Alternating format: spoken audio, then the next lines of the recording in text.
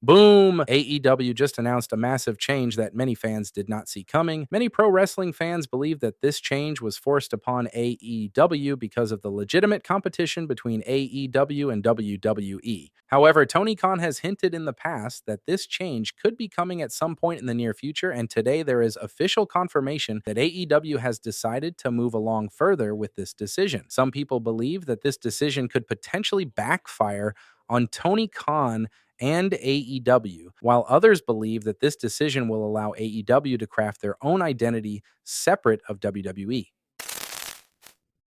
In 2023, at a Ring of Honor media scrum, Tony Khan said that he will never give up on being a wrestling promoter and always fight against the WWE monopoly. It's worth the fight, and I love the fight.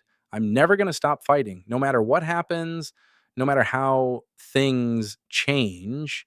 It's the fight Jim Crockett fought, Vern Gagne, Ted Turner, and so many other people that tried. However, today, AEW ROH has officially announced that they're no longer going to be participating at WrestleMania weekend with ROH Death Before Dishonor, and instead the event will now take place on May 2nd, 2025 at the Atlantic City Boardwalk in New Jersey. This news comes across as shocking and groundbreaking due to the fact that tens of thousands of people will be traveling to Las Vegas to experience WrestleMania weekend. Historically, ROH held major events like Supercard of Honor during WrestleMania weekend to capitalize on the large wrestling audience gathered for WWE's flagship event. One probable reason is scheduling congestion. WrestleMania weekend is a crowded time for professional wrestling, with WWE running multiple events, WrestleMania itself, NXT TakeOver Stand and Deliver, and the Hall of Fame ceremony, alongside numerous independent promotions and fan conventions. This suggests that avoiding WrestleMania weekend allows ROH to stand out and attract a larger, undivided audience. With this major change, some people feel torn because WrestleMania weekend is a great way to put your product in front of the eyes of many potential new fans, while others believe AEW moving the date could be a great way to start crafting an identity away from WWE. I firmly believe that AEW ROH moving away from WrestleMania weekend is interesting, considering Tony Khan saying he will put up the fight against the WWE.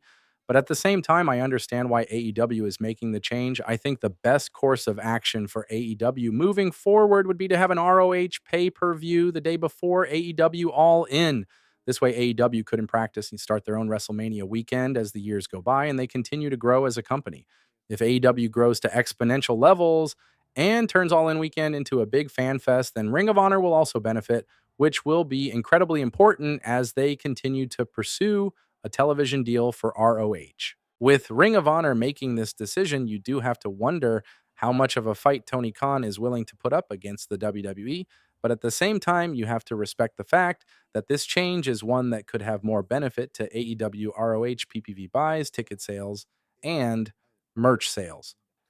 With AEW pivoting away from WrestleMania weekend, this change could be looked at many different ways, but ultimately, if ROH is able to successfully grow, this move will be looked at positively.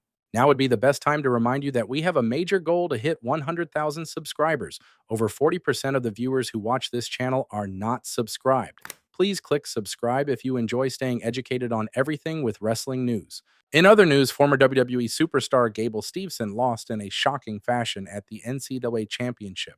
Wyatt Hendrickson achieved a stunning upset victory over top-seeded Gable Steveson in the NC National Championship heavyweight division, securing a 5-4 win.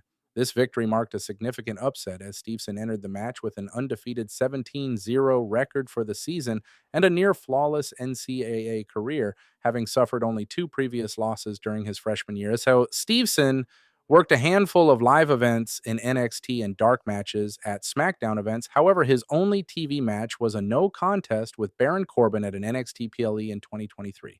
He was released last year. After his WWE release, Gable Steveson had a very short stint on the NFL's Buffalo Bills practice squad before being cut from the team.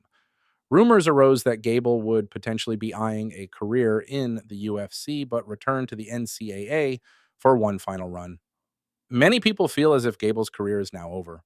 The reality is that WWE is likely not a choice for a return after it didn't pan out, and WWE has seemingly moved on. There is always a chance that Gable can find his way into the UFC, but with this major and shocking loss and his reported history, you do have to wonder if the UFC will take the risk of bringing him in. Gable is considered a great athlete, but with so many career turns in recent years, it seems as if the Gable Steveson experiment is over. Rhino is set to challenge Tom Latimer for the NWA World's Heavyweight title at NWA Crockett Cup on May 17th. Rhino made a surprise appearance at NWA Hard Times on March 22nd, confronting Latimer, who had successfully defended his title against Carson Drake. Rhino left TNA earlier this year after a previous stint at WWE, and many people had wondered what was next in the career of Rhino. After being inducted into the TNA Hall of Fame, many believed he could return to WWE in a coaching capacity, but instead finds his way back into being an active competitor for NWA. This is really good news for the NWA as they try and bring in familiar names to help grow the company, and Rhino is someone who is highly respected and loved by wrestling fans.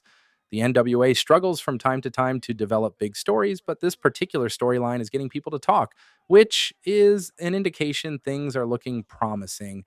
WWE just has announced some breaking news for tomorrow's episode of WWE Raw in Glasgow, Scotland. WWE has revealed that Penta will be taking on Braun Breaker for the WWE Intercontinental Championship belt.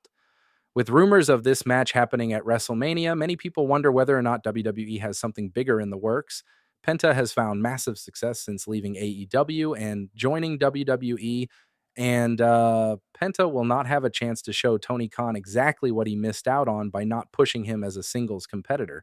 WWE continues its hot streak of shows on this international tour, and I do question if WWE has the balls to pull off another shocking title change on the road to WrestleMania.